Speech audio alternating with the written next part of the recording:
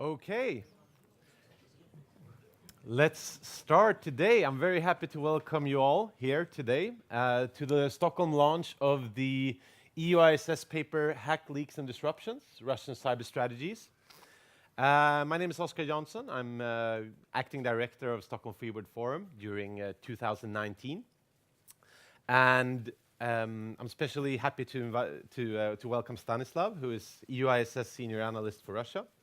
I have some good and some bad news. The bad news is, as advertised, Pirette Pernik had a family emergency and she will not be able to make it. But the good news is that we found a very, very able and competent replacement in Paul Jonsson. But more about him when we introduce today's speaker. I would just like to say that today's event is an ongoing part of the EUISS focus on cyber issues, which last thing we did was Björn Weigel, today's moderators, mini book, Digitaliseringens baksida, cyberhotets komponenter and konsekvenser.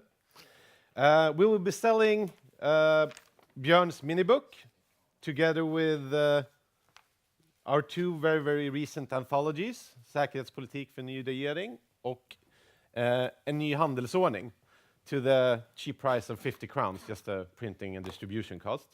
All of those will be available outside, so you can swish to get them. I'm also flagging for on the 18th of February, we'll be having Keir Giles, who I dare to say I think is one of the best Russia analysts. He's at Chatham House in the UK at the moment. He just published a book of basically summarizing his 25 years of experience by understanding Russia and what we need to do to handle the conflict with Russia. So he'll be here on the 18th of February. But without further ado, I will give the word over to Björn, who's today's moderator. He's author, he is investor, and he does a lot of all the fun things. Last thing I would say is you have a copy of the report available outside as well. So just take that, please. Thank you very much. And the most fun of all is, of course, to be here today and to be able to moderate these discussions today, which I think will be quite interesting, because this is a very, very important issue and topic that we're going to discuss today. In 2007, a massive and well-coordinated cyber attack was launched against the Estonian government and other infrastructure in the country. In August 2008, an extensive cyber attack was launched, of course, against Georgia, including approximately 90% of all of the state's institutions' websites. Ukrainian networks and websites have been the subject for repeated cyber attacks for a number of years, and it's an ongoing issue in Ukraine. In 2016, of course, the American presidential election was interfered using, among other things, cyber tools and means. Now, all of these events points, of course, in the eastern direction and has been attributed to Russia by many experts in various fashions. So it's very important to understand more about the Russian context of cyber strategies and how does Russia think about cyber and what have they been engaged in the cyber field among the last few years and what can we expect in the future? And how should the rest of the world respond to what is happening in Russia? What should EU, NATO, and what should Sweden do? Now, we're very fortunate today to have a discussion on these topics, and the paper that was introduced, Hacks, Leaks and Disruptions, Russian Cyber Strategies, is a very good paper. I urge you all to read it. It's quite interesting and in depth in many aspects of it. It brings together 15 leading experts on Russian cyber strategies, and we're fortunate to have two here today. And as was mentioned, unfortunately, we had a last-minute cancellation. But I think that we are very happy to have Paul Jonsson here that will join us instead. So what I will do, I will shortly introduce the speakers, and then I will invite them to have their talks. And after that, we're going to have a Q&A. And we plan to finish off around 1:15. So the first speaker is going to be Stanislav Secrieru, who is a senior analyst at the EUISS. He was previously a policy analyst at the Open Society European Policy Institute, a Partnership for Peace Research Fellow at the NATO Defense College, a Research Fellow with the Study Program on European Security at the Institute for European Politics, and a Senior Research Fellow at the Polish Institute of International Affairs. Stanislav holds a PhD from the National School of Political Science and Public Administration in Bucharest. Oskar, of course, is not only the acting director of the Stockholm Free World Forum, he's also a researcher from the Swedish Defense University. He has earlier worked as a subject matter expert at the Swedish Armed Forces headquarters and been a visiting researcher at the USA Berkeley. Oskar holds a PhD from the Department of War Studies, King's College, London, which focused on the Russian understanding of modern war. Paul is a member of parliament from the country of Värmland since 2016. He is representing the Moderate Party. He is a member of the Defense Committee and deputy member of the Foreign Affairs Committee. Special areas of interest include cybersecurity as well as EU and NATO issues. Previously, he has, among other things, been a visiting fellow at NATO Defense College in Rome and a political advisor at MOD. He holds a PhD in war studies, also from King's College. First out, Stanislav will set the stage. Oskar is going to present a case study over the Western Balkans, and Paul will end these discussions and reflect on what is written here and said today from a political aspect, and the political aspect, I assume, from the Western perspective and Sweden as well. I think we're up for a treat. I'm very much looking forward to this, and please begin, Stanislav. I think we should give him a Thank you. Thank you for the kind introduction, and I would like to express my gratitude to the Free World Forum for hosting us and offering chance to present the outcomes of our research. And I would like also to thank Oskar for his valuable contribution to our paper. In my opening remarks, I will try to answer 3 questions. I will try to do it briefly. First question is, how new is the Russian cyber challenge? Second question, how do we know that Russia is behind the cyber attacks which we attributed to Russia? Third one, how different is Russia from other cyber powers? Well, first question is very easy to answer. We've been concerned with cybersecurity as Russia targeted us increasingly from 2007. We've been surprised. While our concern about cybersecurity is justified, our surprise is not justified, because Russia was in the cyber espionage business for at least 3 decades, and in cyber coercion business for at least 2 decades. First recorded cyber attack we know about, originating from Moscow, at that time from Soviet Union, took place in 1986. At that time, 450 computers were compromised in the United States, and people who were working on behalf of Russian services, Western Germany hackers, were looking for anything related to Strategic Defense Initiative, SDI, or Star Wars. So basically, Soviet Union, the predecessor of Russia, were among the first state actors who realized the value of 2 computers connected in a network for espionage activities.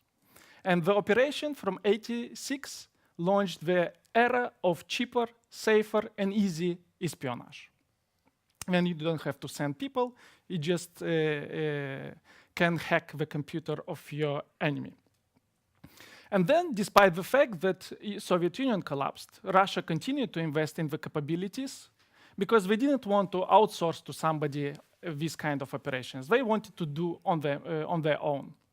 And the confirmation of the fact that Russia had cyber capabilities to hack us came in the 1996, later we discovered in 1998, Moonlight Maze attack, which targeted air base operation base in Ohio in the United States. You know, the thing is that until early 2000s, Russia was in the business of cyber espionage, but in early 2000s, the important transition take place from cyber espionage towards cyber coercion. And this was basically a response to the domestic challenges. This was the strategy to consolidate power of nascent political regime at that time. we've seen the capabilities were directed against Chechen online websites in order to suppress their campaigns. In the early 2000s, we've seen the cases of cyber activists or online activists being harassed, monitored by the intelligence services. And there were first cases of cyber attacks against independent mass media outlets in Russia. So basically, cyber coercion was designed and cooked internally, but from late 2000s, it was exported internationally. And we've seen the stream of attacks from Estonia, Georgia, and later US, Europe, and Western Balkans. Second question, how do we know that it's Russia? It's true that to do false flag operations in cyberspace, it's easier than in real world. And the chance of misattribution is higher than in real world. But this being said, cyber attribution is in many cases possible and feasible. I've mentioned the 86 case. It was not only the first case when we recorded a cyber intrusion, it was the first case when people who hacked us were arrested, confessed, and the attack was successfully attributed. In 86, when attack was investigated, in the process were developed a special cyber forensic techniques, which are still valid and applied today in upgraded forms. So 86 was revolutionary for launching cyber espionage, but also endowing us with the tools to attribute the attacks. Second, it's not only cyber techniques or forensics which help us to understand who is behind the attack. It's also human intelligence and signal intelligence. If you read the attribution of attack for the hacking Democratic Party in the United States, you'll understand that US officials relied on intelligence, human intelligence, and intercepted emails. And all of a sudden, after the attack was attributed and described in very great detail, several people from the FSB who were working on the cybersecurity were arrested and accused of treason. I don't know if they cooperated, but the sequence, attribution, and the arrest kind of serves as an indirect proof of validity of my assumption. But then it's not only human intelligence and signal intelligence which helps us. Sometimes culprits recognize that they were behind the attack. The attack in the 98, which I mentioned, Moonlight Maze, the American delegation, after collecting all the proofs, went to Moscow. That was still possibility to go and to speak frankly with Russian officials. And the first day of their meeting, Russian general, after facing the proofs presented by American side, recognized that they did it. And he said that these bastard intelligence services did it, not us. American delegation spent another 4 days in Moscow. They never met this general, and nothing happened during those 4 days except the touristic visits in the museums in Moscow. And then I think another tool for us to understand whether Russia was behind the attacks is just common sense. If we accept for a second assumption that it was not Russia and somebody framed Russia instead, we can say that once or twice somebody framed Russia. It's difficult to accept that somebody was framing Russia for 10 years. Yeah? So common sense as well somehow helps us to understand that it was Russia behind. Well, and the third question is how Russia is different from other cyber powers. And I think in order to compare, it's useful to think in terms of 3 types of cyber offensive operations. First one, classical intelligence gathering of information. And Russia is not alone. We pay our services to spy on others and to collect information. And cyber is the one domain for which we get the information. Nevertheless, we see the difference between Russia, for instance, and China. From all the public sources which we have available, it seems that Russia more often targets military or political domains, while China is more into the industrial espionage. Probably because Russia thinks that they have necessary capabilities in military domain to compete with the West. For them, it's essential to get the information about the developments in military domains, the political domains of the hostile powers. For China, because they think that they are able to compete with us and challenge economically, their cyber operations are mostly focused on getting economic information. Second type of operations is a combination of hacking and releasing this information. It's a kind of connection between cyber and strategic communication. And in this domain, Russia is kind of unique power because I haven't seen other cyber powers to integrate hacking and strategic communication to such extent as Russia does. And I'll give you an example. We kind of really know what happened in 2016, 2017. But then in 2008, China hacked both presidential campaigns of McCain and Obama. And both candidates were informed about this. But it seems that China hacked them in order to get understanding what the next president is gonna do, instead of influencing the campaign. China demonstrated a kind of restraint in this case. While Russia in 2016 did on purpose to hack and get the compromise and to release it before the elections in order to influence the outcome of elections. Third and final type of operations is attacks against critical or supercritical infrastructure. And again, Russia is not alone in this kind of business. It's a public case of US Stuxnet attack on the Iranian facilities which were trying to enrich uranium. But in case of United States, the scope of attack was very limited. It was discriminatory. It was surgical. The joke goes that the virus was defined by lawyers in US Defense Department because they were careful to avoid victims. They need insurance that in case centrifuge will explode, it was not the plan, but will explode, nobody will get hurt.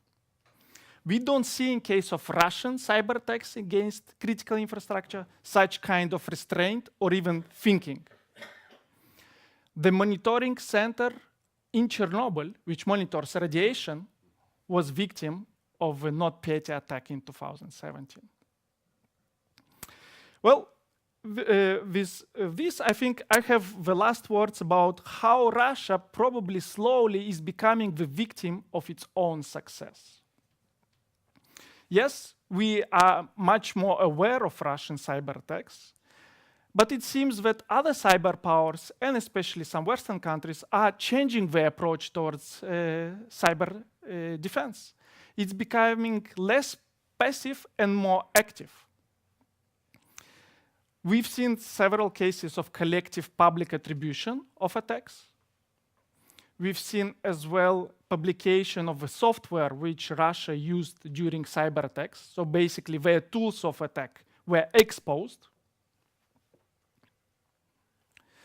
There was a world hunt for Russian hackers worldwide, which many of them ended up in US and sentenced for the crimes they committed.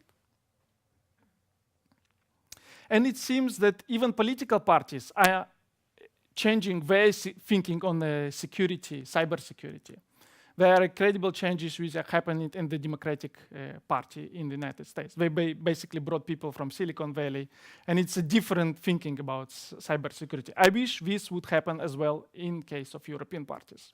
But issues start rolling against Russia, and the advantages which they have when the West had this kind of laid-back approach towards security is changing, and probably in the next years, Russia will act in less permissive environment than 5 or 10 years ago.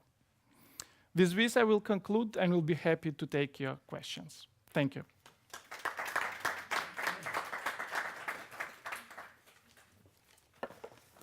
Thank you very much for that, Stanislav. If we, for the sake of simplicity, accept that Russia's gone to war twice to stop EU and NATO expansion, then people such as yourself or clever analysts, you will probably look, okay, where's EU and NATO expansion happening next? important area to watch. What happened yesterday? Does anyone know what I'm thinking about? Stanislav does? Maybe Jonathan? Nope. Northern Macedonia signed the association agreement with NATO.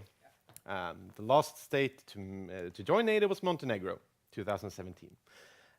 My chapter is focusing on the Western Balkans, in case you didn't know by now.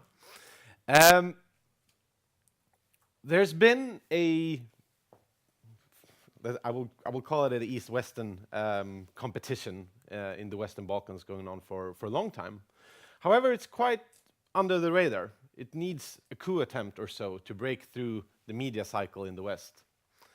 And this has especially increased since 2014.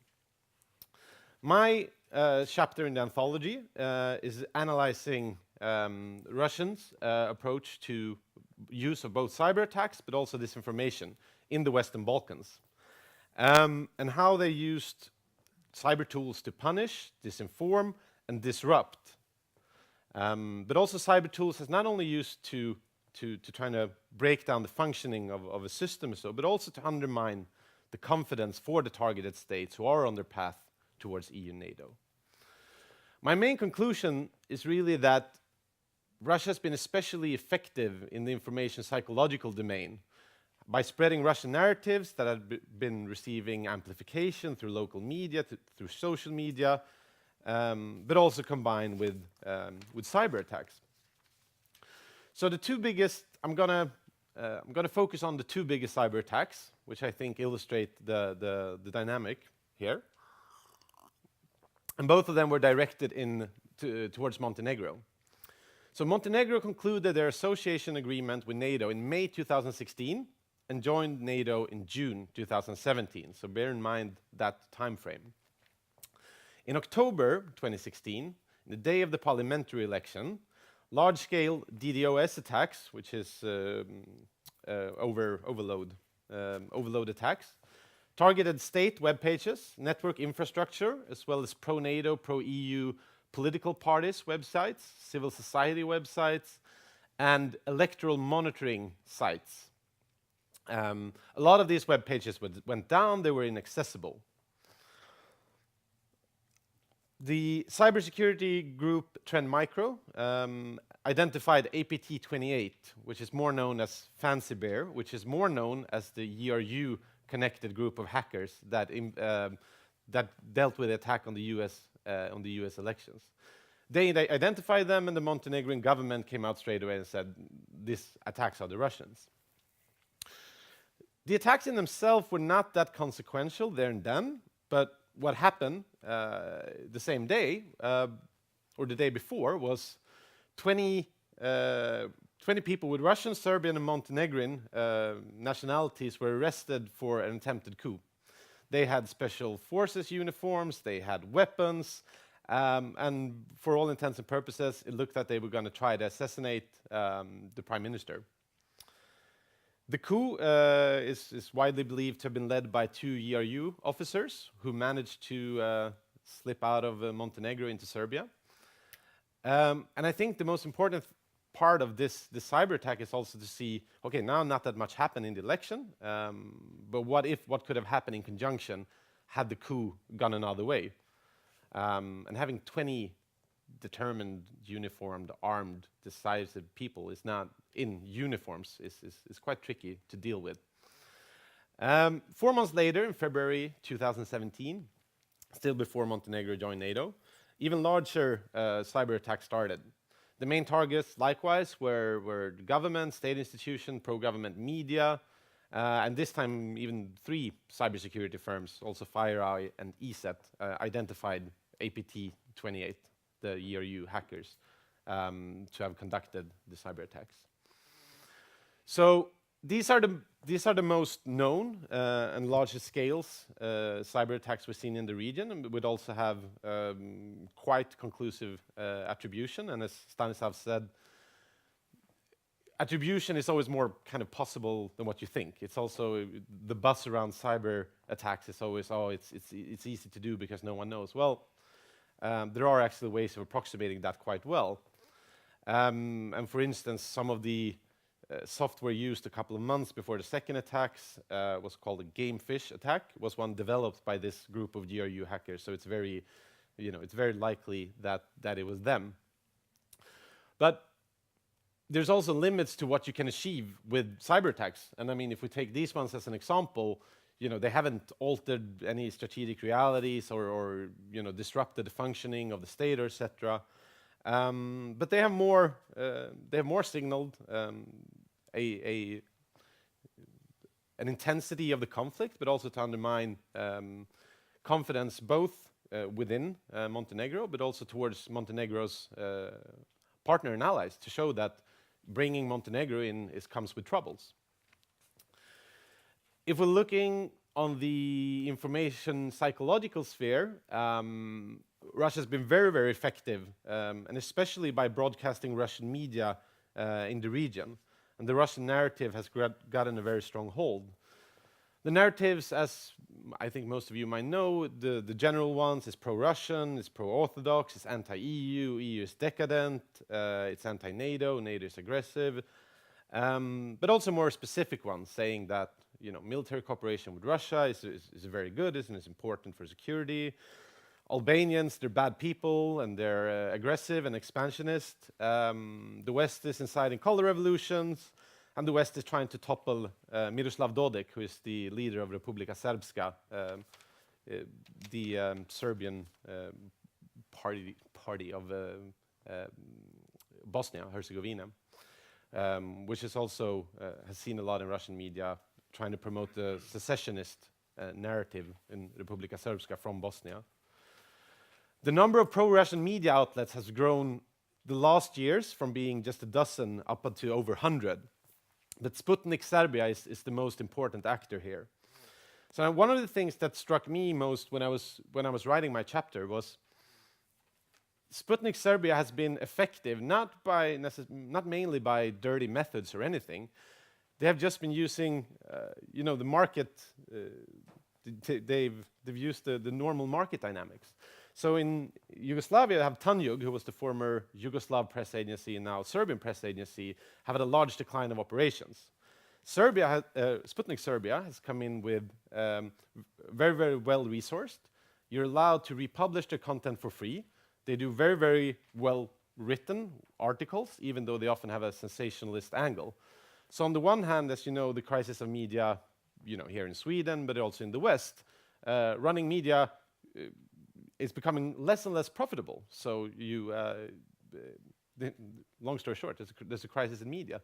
So being able to take that and just republish it for free has made Sputnik Serbia in all of the region has managed to outcompete their competitors. But then, of course, you would ask, well, is this effective then? I can just give a few numbers. 42% of Serbians see Russia as their most supportive partner.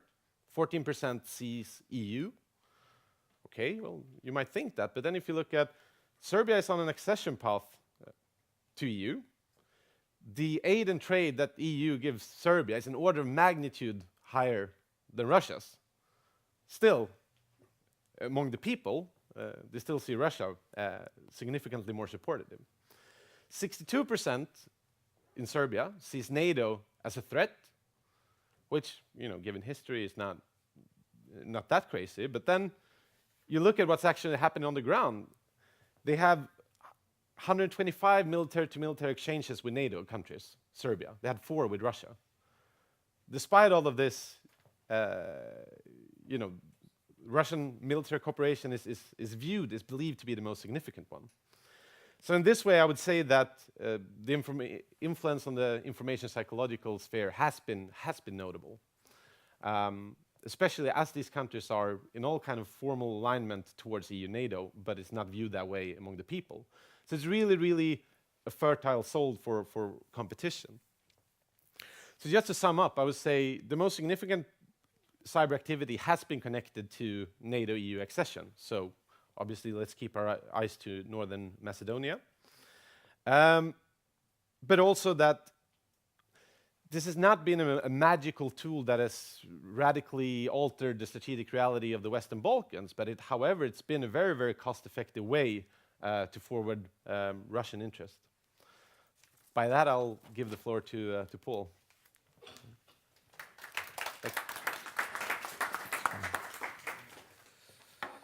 Thank you very much. Thank you to Björn and to Oscar for inviting me. I must say the invitation sounded a lot more fun last night when I said yes than this morning when I realized I had to come up with something to say. I also hear you create this huge capability expectation gap here of building me up. I just want to burst that bubble before we get going. I also want to thank Stanislav for a very important and very interesting and comprehensive report. I find reports like this, when you connect the strategic narrative of one actor with the cyber capabilities, it gives us an idea of Russia's strategic culture in this sphere. And I think we need more of those kind of reports when we debate cyber, because these subjects tend to be rather generic in its features. And I think you have to look at some of the motives that are behind the states when they engage into cyber activities. So great job. It's of course hardly surprising that Russia is an rather opportunistic actor on the international stage engages into these kind of activities. It has a very comprehensive intelligence community. It has a tradition of disinformation operations and Mascarovia, and of course a tool like this with a low cost and low risk, of course, is quite obvious that it would have a great appeal to Russia.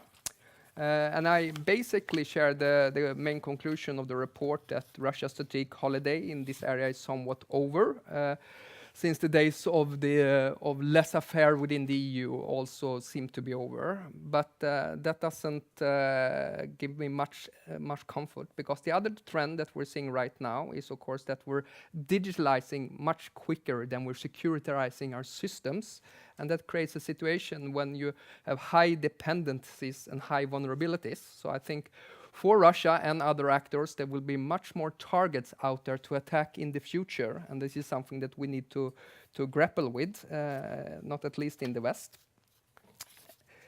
So with these words as an introduction, I thought I would discuss a little bit, like Björn said, some of the implications of this report, particularly for Swedish perspective, or from a perspective from the Swedish Parliament. I thought fundamentally I would focus on three things. I will discuss a little bit about Sweden's relations with Russia, because I think it's important to get this strategic narrative.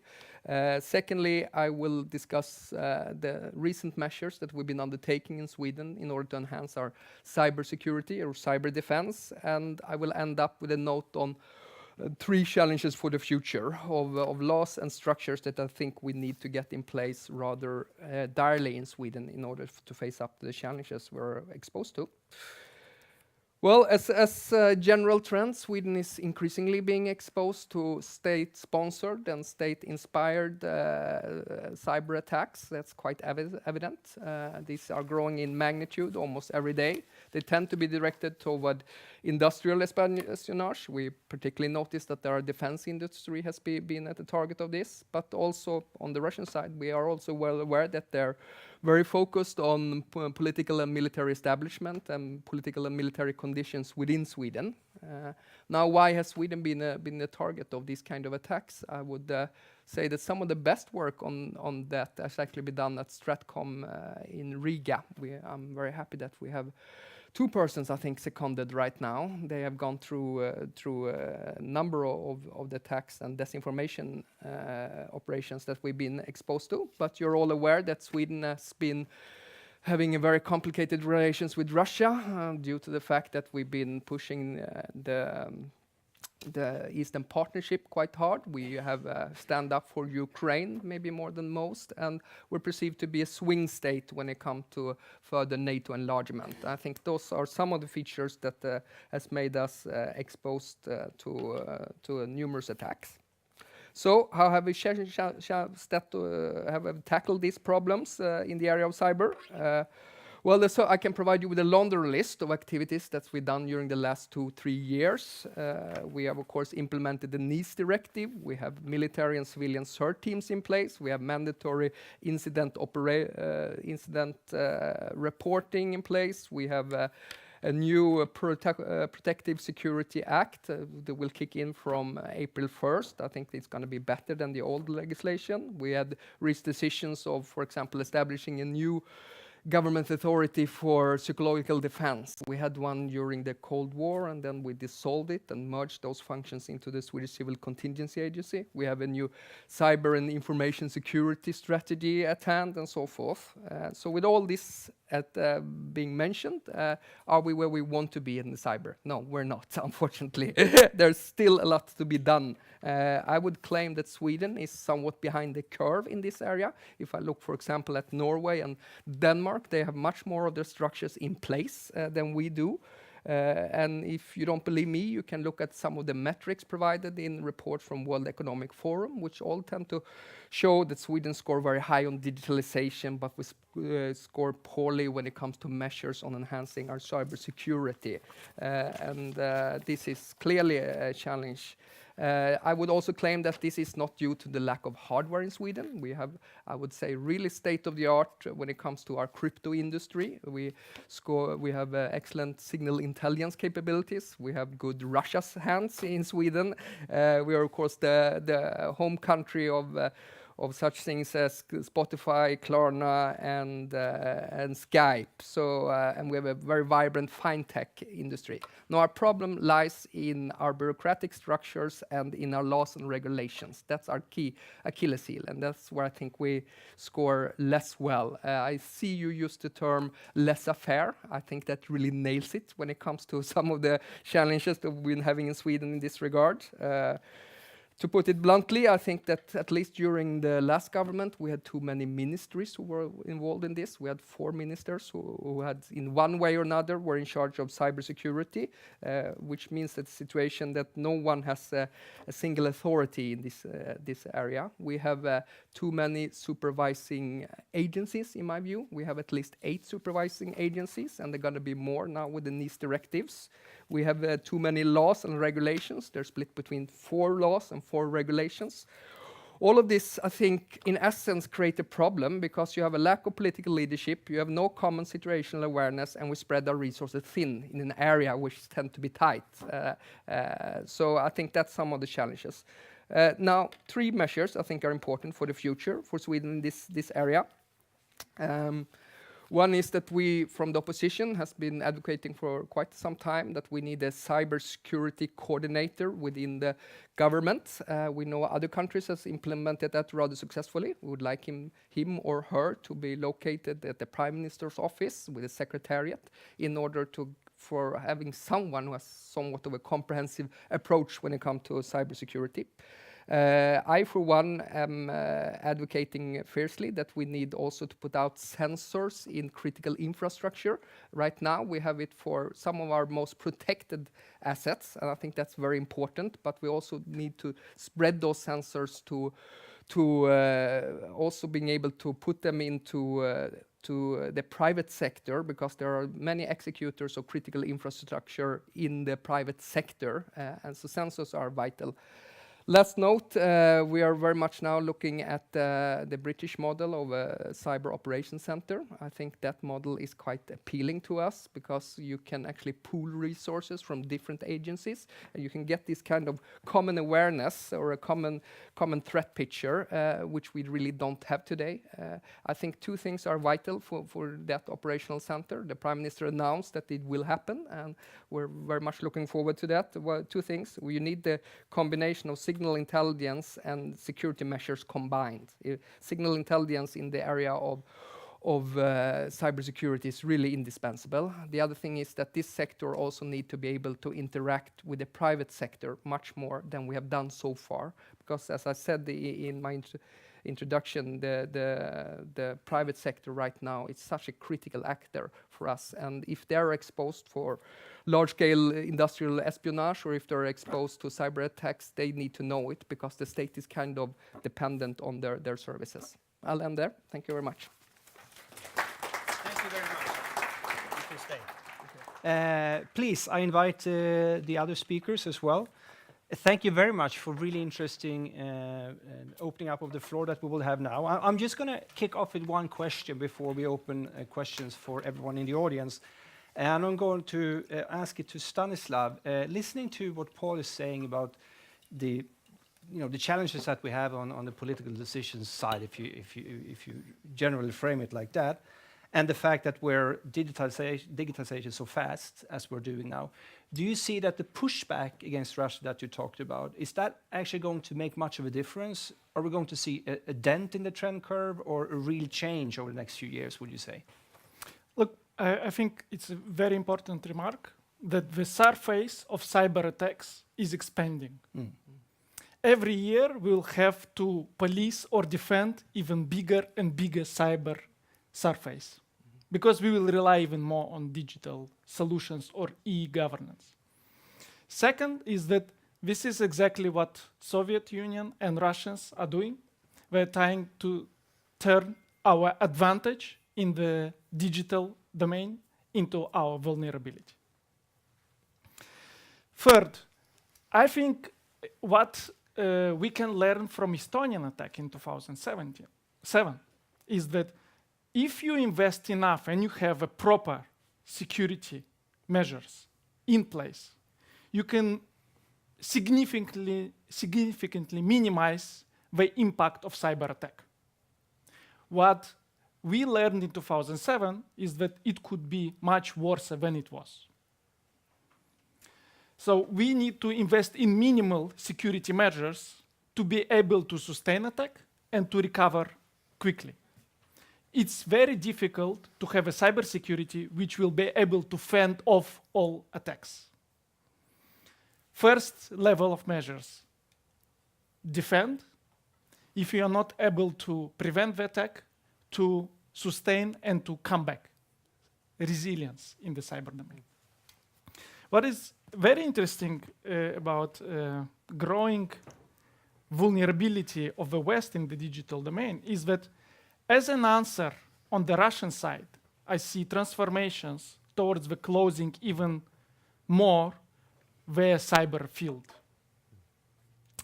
They started from let's block websites which we don't like towards let's control the social networks which we don't like. There is a program, second, of soft replacement. They try to replace the soft on which public authorities rely from the foreign produced towards domestically produced. This is the second trend. So they realize that there is an end of cyber holiday for them. I think there is interesting development which I think few people talk about is development of cryptocurrencies.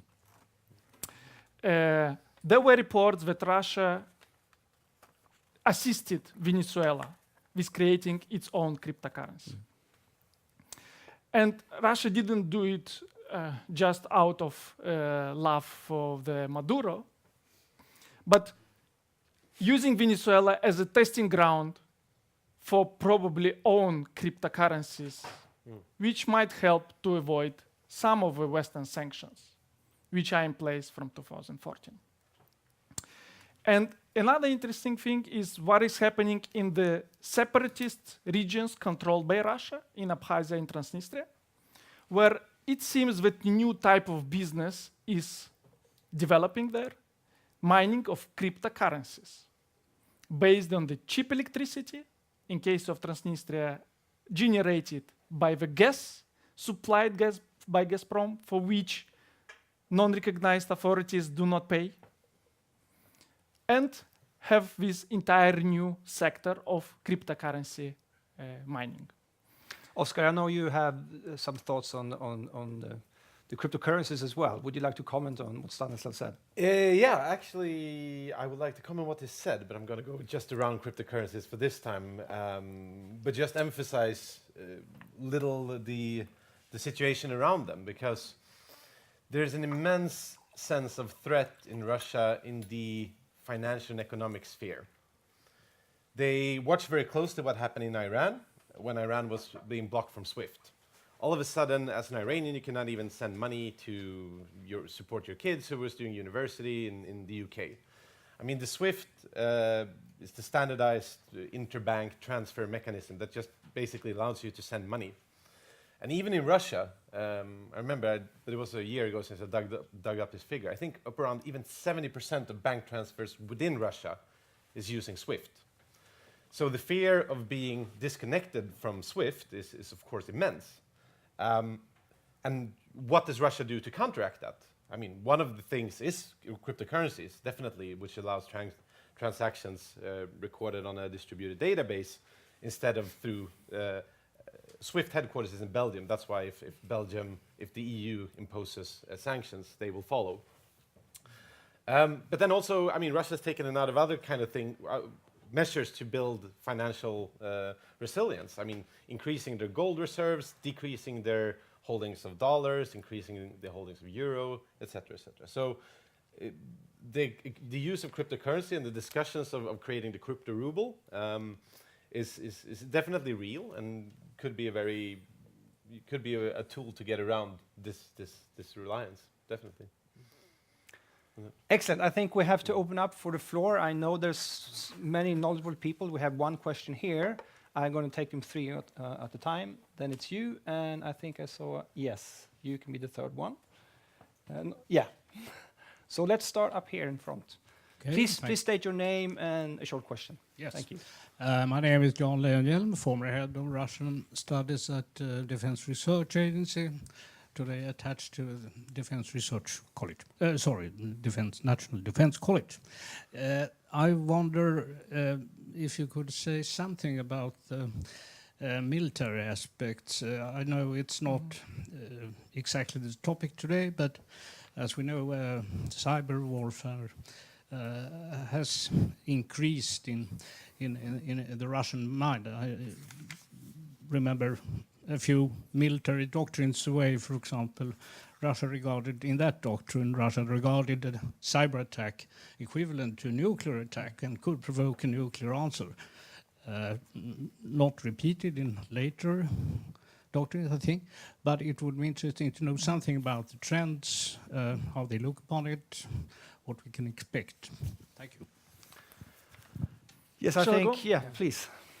Well, it's a very interesting question because what we at least see from 2008 after Russia-Georgian war is a growing connection between military means and cyber means.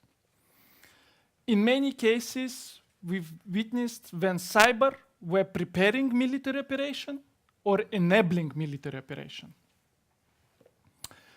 Let's take Ukraine, when Russians were able to hack smartphones of Ukrainian troops on the ground in order to better locate and better target their artillery. So in this case, cybermine was used in order to increase the efficiency of kinetic attacks. Yeah. There was a case as well in Georgia when they tried through the cyber means by the DOS attacks on the websites to cut out Georgia from communicating with the world, communicating their version of what is happening on the ground. I think in case of Ukraine, we've seen as well interesting merger between military capabilities and electronic warfare capabilities as well. Russia was able to hack the phones and distribute SMS messages to the Ukrainian troops to degrade their morale. Basically saying that we know where is your family, or that Kiev government is collapsing. So basically influencing in a psychological way the capability of Ukrainian troops to fight back. But all this said, Russia is not the only power who integrates cyber with military means. I think the difference is that Russia often does it to advance its pure national interests, which often violate international law, while other cyber powers do it for the purpose of fighting terrorism or preventing global arms proliferation. One example. US was able to hack Al-Qaeda network in Iraq, their emails. They were able to send false emails, inviting them to a meeting. They would show up for a meeting, but they would be there in the arms of the special operation forces, who simply will liquidate them or will apprehend them. While Russia was hacking Ukrainian troops who were defending their own territory against a military aggression. Oscar, yes. Yeah, no, I sign up to everything Stanislav is saying, and I think it's very important to see them two as combined. And then, of course, that raises certain issues. Well, how do you do it in practice? But also, I mean, Russia's not the only one and not the first. I think there's one famous example from 2006 where Israeli hackers shut down Syrian air defenses and went with the 2 fighter jets and bombed a target in Syria, believing the air defense systems thought that everything was fine and nothing happened. So that's also one example. No, but in Russia, it's been a discussion for a long time, and I think what I remember, the first military theorist writing about this, not first, but really that made it in the mainstream debate was 94, saying that this will be allowing to conduct military operations short of war. This is really a new possibility. But I was smiling a little bit because I know that Ulrich in the back wrote a big report on cyber and information warfare, but also picked up on just that part, equaling nuclear weapons. And Ulrich wrote that it's not exactly that it was said. It was something that effect could be equal to nuclear weapons, and not equal nuclear weapons in response. But I think the main thing is just that definitely they're seen as integrated. I mean, in Georgian war, you had cyber attacks, but then you also had the cutting the Black Sea cable for Georgian internet communication, so disrupting in one sphere and then in another. So, yeah, definitely integrated still, I would say. Yeah, Would you like to comment? Yeah, just very briefly. I think there was a lot of hype some time ago about cyber warfare and so forth, and then I think it was Thomas Reid at King's College who threw the ice cold bucket of water on that debate, saying writing a book why cyber warfare will never happen, alluding to the fact that arguably no one has died out of a direct kinetic attack by a cyber attack and so forth. I'll just give you my read or the political establishment's read on this debate. Then we have taken measures in order to prepare on these kind of high-end challenges. We have now in place something called active defense, or i.e. offensive defense, being able to retaliate in case we're exposed to an attack. I think that is an important measure in order to be able to deter attacks into critical infrastructure. My guess would be that these kind of kinetic attacks would have kinetic implications. They would come at the situation just before an armed attack or during an armed attack, because these are the kind of capabilities that you don't really want to show to your opponents that you have today. So we are aware that there is another dimension to cyber warfare, but that will probably happen at a different stage of a conflict. Yeah. Excellent. Hi, Larsson, working for a private IT company since 5 years, and prior to that, more than 2 decades in Swedish Armed Forces. My question is, we all recognize that the cyber threats are increasing, and we need to do something to protect ourselves. As the assets are, they are limited. We need to focus on some areas. What area would be your priorities? That's a good question. Paul, would you like to start from a political standpoint? Yeah. How would you like to prioritize the resources? If I will do something top-down, it would getting the political structures right, which doesn't quite work right now in the government, because if you don't get if the politicians don't know what they want in this area, then you end up with a mess. I'm going to be be a bit rude now, and I said that, for example, our cybersecurity strategy, that was such a case. If the political masters don't know what they want, then you're going to sit between the ministries to negotiate the lowest common denominator. Now, in defense of the government, they stepped up after Transport Gate, of course, and I think they sharpened their mind. It's getting better. But that's one thing, getting the political structures and make sure you don't spread your resources thin on the government line. And then I think it's also some aspects related to the technology side of putting out sensors, because you need to get technical intelligence on what's happening within your systems. Last point I say, because I didn't mention that initially, but I don't think in Sweden we are quite where we want to be also at the R&D community. Now I see representatives of Swedish Defence Research Agency here, and we have something maybe who's going to be a center of excellence on Crate in Linköping, for example. But I think we need to look at other countries who got their R&D community much better in place and are spending more money on it. Of course, I'm looking at Israel, the UK, and other things. But I think those are some of the measures that need to be undertaken. I'm going to let one of you speak now and ask me.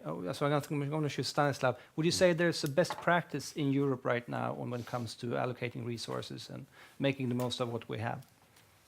I think we can speak about sectors or some EU member states who are successful in one or two sectors, and we can share good practices. But I don't think we speak about actor who has a comprehensive system in place. And as I said, I think we were in this very relaxed mood, and we are trying to overcome it. So we're all catching up, basically. We are basically. Ooh. Was not a cyber attack. We can all relax. We are in the catching up game.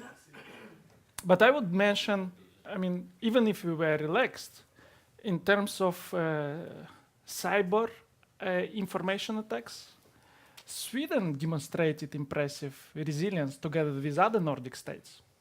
Sputnik project failed here. No? Sweden has something to share with other countries in terms of education in information literacy.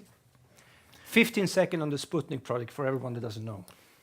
I can say, well, it started a Sputnik Swedish website with providing news in Swedish. But I think the worrying part, and this is where the 15 seconds kicks in, that one was shut down. It doesn't mean that Russia stopped trying to influence the Swedish information sphere. It wasn't that widely read. It was around, I think, 1,000 views an article, which is not much in media sites. Then the question is, well, how do you go about it otherwise? Well, there's ways of influencing traditional media, calling in tips, hints, leaking, compromising material, etc. So I think Sputnik Sweden self-died, but I don't think that's the end of that story. Thank you. To the back, gentleman in the back. Thank you. My name's Alan Heighton. I'm with the UK. From an outside looking in, we mentioned attackers are primarily interested in Sweden, basically foreign policy, vulnerability in society, and total defence. The BBC World News wrote today that the FRA and other agencies are working with this issue, and they've concluded that Sweden is extremely vulnerable. One weak point is the dependence on digital infrastructure. Now, we're looking at disturbance in digital communications, the effects to the Swedish society when the internet is knocked out, when the financial system's going down. For any foreigner coming to Sweden who's been to a travel company to get money, they'll know that they can't spend it. I would ask the Swedish ambition for a cashless society. We're looking, I believe, 5 to 7 years. How does this issue affect that ambition? Yeah, no, I mean, it definitely increases our vulnerability, and that's really what I wanted to add a little bit to Harry's question, is that on the one hand, it costs a lot to do cybersecurity, but then on the other hand, there's really not an alternative, because if you don't do it, the costs are just coming down in another end. And the problem with today is that it's very hard to see anything we do as not having a digital component to it.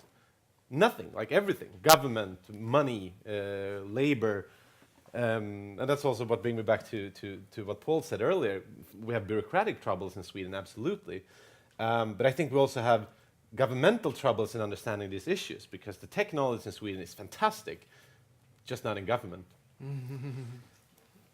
Yeah. Paul, I think you should comment this. Yeah, the two brief points. I think what the UK really got it right when they established the Cyber Operations Center was the advocacy of Safe Marketplace UK. I think that's crucial, and I want to have a safe marketplace Sweden. And what do I mean by that? I mean that we're pouring money into R&D in the private sector, and they need to be able to keep their secrets. There's a lot of IPR threat in Sweden, and that's why I want this center to interact with the business community, especially those who are doing things within the issue of critical infrastructure. Second point, which is also this laissez-faire in Sweden, and that's the absence of laws and regulation hindering foreign direct investment into critical infrastructure.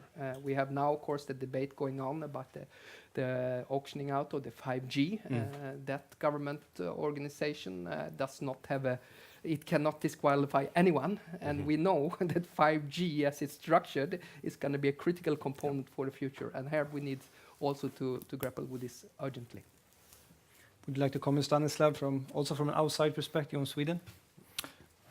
You know, I've been reading about the early days of ARPANET, and there was an interesting exchange taking place between generals and the guys who were creating ARPANET. And obviously, generals came to IT experts and said, will Soviets be able to hack us when ARPANET will be in place? And they received the answer, don't bother us with security issues, because we are trying to make this thing work in the first place. Second, Russia is years behind us. It will take them decades to recover and be able to hack us. Yeah. I'm saying this to underscore that internet and all these e-government solutions were not created as a security solutions, where we're supposed to make our life easy to communicate and to solve issues. Only later we realized that it's a security problem for us. Yeah. And it's kind of difficult after 10 or 15 years you have internet to go back and to make it more secure. So vulnerabilities will be there. Yeah. You can limit the risk, but you cannot totally exclude it. We have some, yes, 1, 2, and the third one. Okay, 2 questions, please. My name is Helena Stolnert. I just want you to elaborate a little bit on what do you think will happen in connection with the European Parliament? Oh, yeah. Yeah. Anyone who would like to guess? I mean, very general answer would be that in the EU member states, where Russia sees that political forces, friendly political forces, are going to succeed, it's not in the interest of Russia to disrupt these elections. Countries where they see a crucial and not very friendly forces are going to win, probably we are for some surprises. And by saying this, I'm closely monitoring what happens in Ukraine ahead of elections. Because often what happens in the eastern neighborhood is a kind of what is going to happen later in Europe or United States. Some of the means, strategies, or techniques are tested there. And in case of Ukraine, we have a growing number of cyber phishing attacks, trying to get inside in the infrastructure of Central Electoral Commission. Then in 2014, Russians were able to get inside and try to destroy the electoral lists. They get inside and they published the false results of elections, which were aired by Russian state TV channel, which shows a great coordination between hacks and information operations. And they also tried to delay the publication of true result of elections. So all these techniques tell me is that Russia will try to instill the doubt in the outcome of elections and to delegitimize our democratic process. Yeah?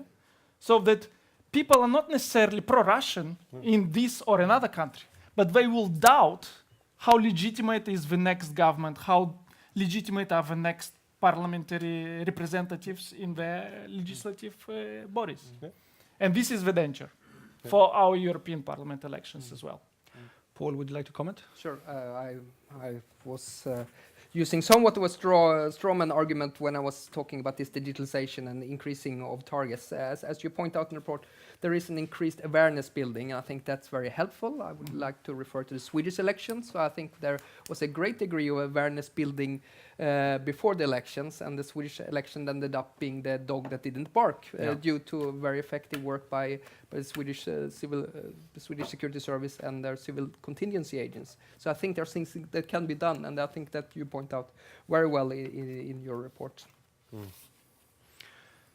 Yes, and another thing that could be commented is that what you also imply in the report is that when we figure out how to defend ourselves in one way, there's another threat emerging in somewhere else that is we're not aware of right Fluid, now. So it is very fluid. Yes. Unfortunately, cyber defense is behind development of cyber offensive means. Yeah. Unfortunately, this is true. Yes, please go ahead. My name is Adam Collin, and I'm a student at the Swedish Defense University, studying military history. Stanislav, you mentioned that the cyber arena is growing for every year and every day, and therefore we have more area to defend. And we know that the Swedish armed forces are starting to train some so-called cyber soldiers, and the government and parliament is starting to handle more tackling this issue at the cybersecurity more and more.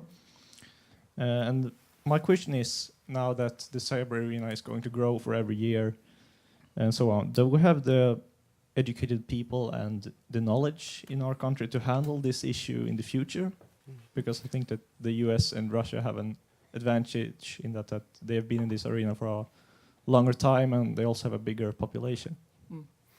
Thank you. It's a really good question. I cannot answer for Sweden, but there are several things which I observed.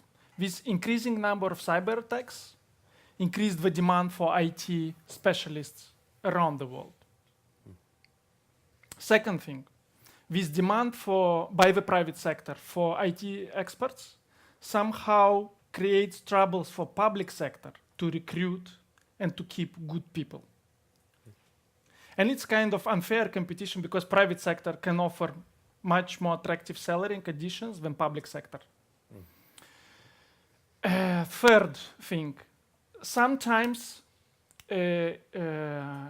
Eastern neighbors who asked us to help in terms of increasing cybersecurity locally, we were not able to recruit experts to send in the missions as well. So it creates for us problem on the public level to attract and keep people inside, and even sometimes to delegate competent people to the missions to help third countries. It's a real problem. I don't have a magic solution. For instance, the shutdown in the United States. It seems that many IT experts said, I don't want to work for the government anymore. It's a problem now for public sector United States to retain the talent and to keep at the necessary level cybersecurity. I don't have a solution for this. It's a real problem. Yeah. Yes. Well, luckily I have the solution. So this is I remember I think it was 2013. I was giving a talk in Norwegian Defense University, and they were saying that they already had up and running a kind of I think it was a 4-year military service, cyber military service, where you got a degree as an engineer, and so you learn the trade while in the realm of the military. And I think that might be one way to do it. Start by, well, first of all, you're paying for it, you're arranging for it. So at least you get a little bit of sense of duty and gratitude, and probably you stay there the first years to at least get to know the trade. And then maybe you go out, and then maybe not. But I think, that is one way of constantly producing new talent that you could use at least for a couple of years. And I think, I think government in many sectors are very bad at working with talent. But I think especially in this one, when you get 2 or 3 times the salary by doing this competently in the private sector, then you need a very, very large sense of duty or stupidity to stay with the government to do it. Well, the IT sector in Sweden claims that it's lacking 70,000 people up to 2021. There is, I think, a dog-eat-dog market right now, especially in Stockholm, where people are jumping in between doing companies right now, triggering their wages. I think that's a challenge. Of course, we have the IT soldiers that was announced at Society and Defense.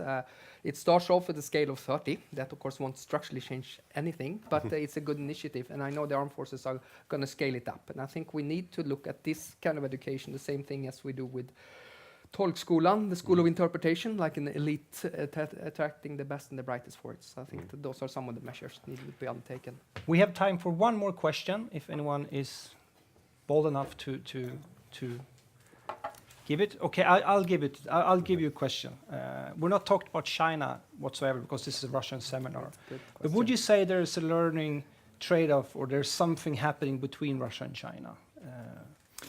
There was a lot of learning between Kremlin and officials in Beijing in terms of controlling the mass media, control of internet. But I think at some point, Chinese offered to Russia even to ship some technologies to ensure the control of internet, to help these technologies. And at that point, Russians refused this kind of assistance. So there is a limit how far Russians are ready to go. They're ready to learn, but they're not ready to import technologies from Russia in the telecommunication sector. That's why 5G will be created locally by Russian IT giants. Second thing is that Russia is kind of recently been a role model for others. For instance, for Iran, you've heard about Troll Factory, Iranian. Trolls active in the United States and UK. So I think while Russia is learning from China, some of their techniques inspire other cyber powers to replicate it on a different scale, the same kind of attacks and cyber offensive operations. And this is to watch as well, I think. I'll give a very, very short one, but first I realized the thing I should start with.